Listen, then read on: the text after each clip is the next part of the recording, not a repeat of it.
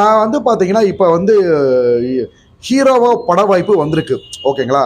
ஹீரோவா உங்கள் நடிப்பு அரக்கனை எவ்வளவோ ட்ரோல், எவ்வளவோ கேலி கிண்டல் அவமானங்கள் எல்லாத்தையும் சந்திச்சு பிக் பாஸ் போனோம். பிக் பாஸ்ல இருந்து இப்போ திரைப்படங்களில் கதாநாயகனாக நடிக்கிற வாய்ப்பு வந்திருக்கு. இதில் எப்பயுமே பார்க்காத ஒரு புது கோணத்தில் நீங்கள் உங்கள் வாட்டர்மெலன் ஸ்டாரை நடிப்பு அரக்கனா பார்ப்பீங்க. ஓகேங்களா? வித்தியாசமான கோணத்தில் நடிப்பு அரக்கனோட அசுரத்தனமான நடிப்பை வெள்ளித்திரையில் கண்டு நீங்கள் ரசிக்க போகிறீங்க. இதில் நான் அப்டேட் வந்து நான் இனி வர்ற காலங்களில் நான் வந்து கொடுக்குறேன்.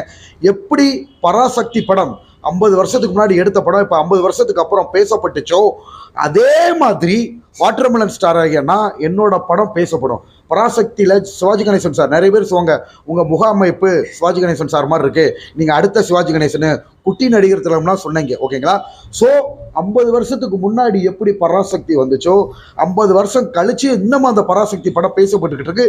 இப்போ வந்த பராசக்தி படமும் பேசப்பட்டுச்சு. அதே மாதிரி உங்கள் நடிப்பு அரக்கன் என்னோட அசுரத்தனமான நடிப்பு நான் ஹீரோவா நடிக்கிற படத்தில் நீங்கள் பார்ப்பீங்க. நாயகனாக போகிறார் உங்கள் வாட்டர்மெலன் ஸ்டார் நடிப்பாக இருக்க doctor D Diwakar. Bigg Boss Diwakar படத்தில் வந்து பார்த்தீங்கன்னா நாயகனாக போகிறோம். அது கூடிய விரைவில் நடக்க போகுது. எனக்கு இப்போ வந்து பராசக்தியில் பிடிச்ச ஒரு டயலாக் வந்து உங்கள் மக்கள் முன்னாடி பேசி காட்டணும் அப்படின்னு நினைக்கிறேன். இப்போ பராசக்தி படத்தில் எஸ்கே அண்ணா சிவகார்த்திகேயன் அண்ணா நடித்த ஒரு டயலாக்கு, கருப்பு கொடி காமிச்சா கைது பண்ணுவீங்களா? என்னோட தலை முடியும் கருப்பு தான், அதை உங்களால கைது பண்ண முடியுமா? தமிழ் வாழ்க, தமிழ் ஓங்குக, தமிழ் வளர்க. ஸோ எனக்கு பிடிச்ச பராசக்தி படத்தோட பட டயலாக்கை உங்க முன்னாடி நான் பேசி காட்டினேன். இப்போ உங்களுக்கு இப்போ லாஸ்ட் ஒரு வீடியோ வந்து பார்த்தோம், டிவிக்கு கட்சிக்காரங்கெல்லாம் வந்து உங்களுக்கு உற்சாக வரவேற்பு கொடுத்தாங்க, உங்களுக்கு ரொம்ப சப்போர்ட் பண்ணுறாங்க. நீங்கள் ஏதாவது அவருக்காக பிரச்சாரம் பண்ணவோ இல்லை அவங்க கட்சியில் இணையத்துக்கு அந்த மாதிரி ஏதாவது வாய்ப்புகள் இருக்கா? சார், விஜய் சாரோட ரசிகர்கள் எனக்கு ரசிகர்களாக இருக்கிறாங்க. எனக்கு ரொம்ப சந்தோஷமாக இருக்குது. தாவேகா தொண்டர்கள் நிறைய பேர் வந்து பார்த்திங்கன்னா வாட்டர்மெலன் ஸ்டாருக்கு சப்போர்ட் பண்ணுறாங்க. எனக்கு வந்து அரசியலில் இறங்குற ஆசை கிடையாது. நான் எந்த ஒரு அரசியல் கட்சிக்கும் பிரச்சாரம் கண்டிப்பாக போக மாட்டேன் சார். ஓகேங்களா? ஸோ விஜய் சார் 50 படம் நடித்தார், பெரிய லெவலில் ரீச் ஆகிட்டார், அவர் அரசியலுக்கு வந்திருக்காரு. அது அவரோட சொந்த விருப்பம். ஓகேங்களா? அதே மாதிரி ஒரு நல்ல வரவேற்பாகவும் போய்கிட்டு இருக்காரு. அவரோட மாநாடுமே மதுரையில் நல்ல ஒரு வெற்றி, நிறைய யங்ஸ்டர்ஸு குழந்தைங்கள். அதே மாதிரி சிவகார்த்திகேயன் சாருக்கு எப்படியோ விஜய் சாருக்கு அப்படியோ அதே மாதிரி எனக்கும் குழந்தைங்க எல்லாருக்கும் இவங்க ஃபேன்ஸ் எல்லாம் வாட்டர்மெலன் ஸ்டார் ஃபேன்ஸாக கன்வெர்ட் ஆகுறாங்க. ஓகேங்களா? அது நம்மளுக்கு இறைவன் கொடுத்த ஒரு பாக்கியம். பட் அரசியலுக்கோ கட்சி சார்ந்த பிரச்சாரமோ கண்டிப்பாக நான் செய்ய மாட்டேன் சார். அதே மாதிரி பெய்டு ப்ரொமோஷன் விளம்பரங்கள் வந்து பொதுமக்கள் மத்தியில் திணிக்க மாட்டேன் சார். இந்த சினிமா வாழ்க்கைக்கு வந்ததுக்கப்புறம் நிறைய ஒரு கோட்பாடுகளோடு இருப்போம் சார். நிறைய சமூக வலைதளங்களை பார்த்துருக்கீங்களா? விளம்பரம், பெய்டு ப்ரொமோஷன். ஓகேங்களா? எனக்கு தொடர்பு கேளுங்க. நிறைய விளம்பர கம்பெனிகள் என்னை விளம்பரம் பண்ண சொல்லி கூப்பிட்டுக்கிட்டு இருக்காங்க. லட்சமாக காசு கொடுக்குறேன்னு சொல்கிறாங்க. உங்கள் நடிப்பாருக்குன்னா வாட்டர்மெலன் ஸ்டார் டாக்டர் திவாகரை பணத்தால் விலைக்கு வாங்க முடியாது. எந்த விளம்பரத்திலையும் மக்கள் கிட்ட, என்னை ரசிக்கும் மக்கள் கிட்ட, அப்பாவி ஜனங்கள் கிட்ட விளம்பரத்தை திணிக்க மாட்டேன். கடைகள் ஓப்பன் பண்ணி வைக்க போகலாம் சார். ஒரு சில பேர் ஃப்ரெண்ட்ஸு என் கூட இருக்கிறவங்க எங்கள் கடையில் வந்து நீங்கள் இப்போ சார் தம்பி ஒருத்தர் ஹேர் கட் கடை வச்சுருக்காரு, நீங்கள் ஹேர் கட் பண்ணிக்க வீடியோ போட்டுக்கிறேன், அதெல்லாம் ஓகே. அது ப்ரொமோஷன்ஸோடு வராது.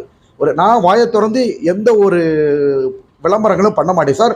சார், குறிப்பாக பிக் பாஸ் வீட்டில் இருக்கிற எல்லாருமே ட்ரெஸ் இருக்கு இல்லையா, எல்லாருமே கொலாபரேஷன் எடுத்தாங்க. ட்ரெஸ்ஸு வாங்குவாங்க, அந்த ட்ரெஸ்ஸு கடையில் திருப்பி கொடுத்துருவாங்க. இவங்க அவங்களுக்கு வீடியோ கொடுப்பாங்க. ஆனால் நான் என்ன பண்ணேன் தெரியுங்களா?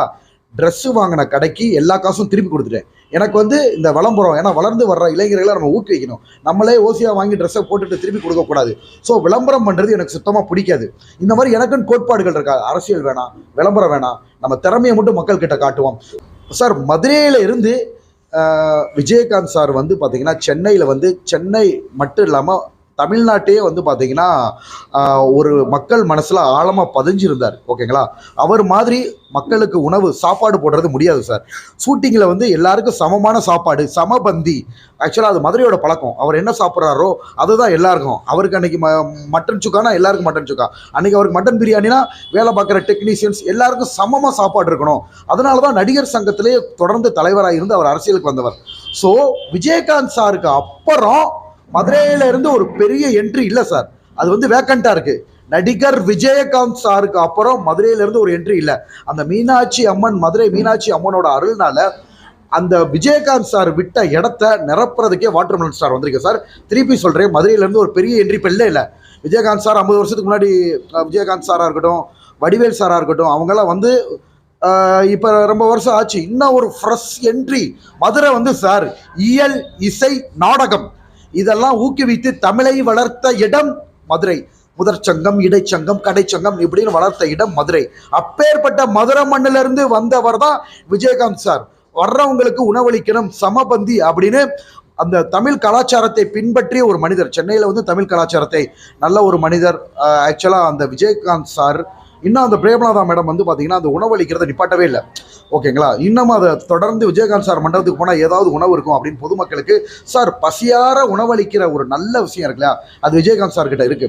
அதே மாதிரி நானும் விஜயகாந்த் சார் மாதிரி சினிமாவில் ஒரு பெரிய இடத்த பிடிச்சி சொல்ல முடியாது, நாளைக்கு நம்மளே நடிகர் சங்க தலைவராக கூட ஆகலாம். யார் கண்டா?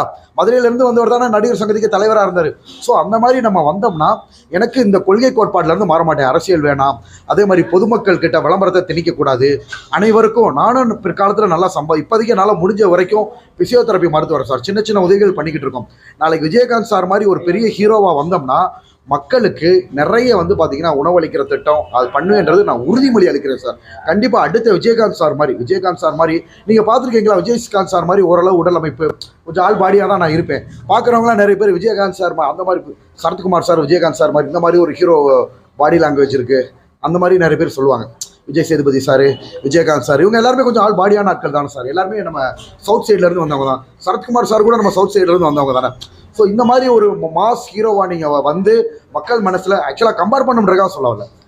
நிறைய பேர் சொன்ன மக்களோட கருத்து விஜயகாந்த் சார் மாதிரி ஒரு பெரிய ஹீரோவாக வந்து மக்களுக்கு உதவி செய்யணுன்றது தான் என்னோட ஆசை சார்.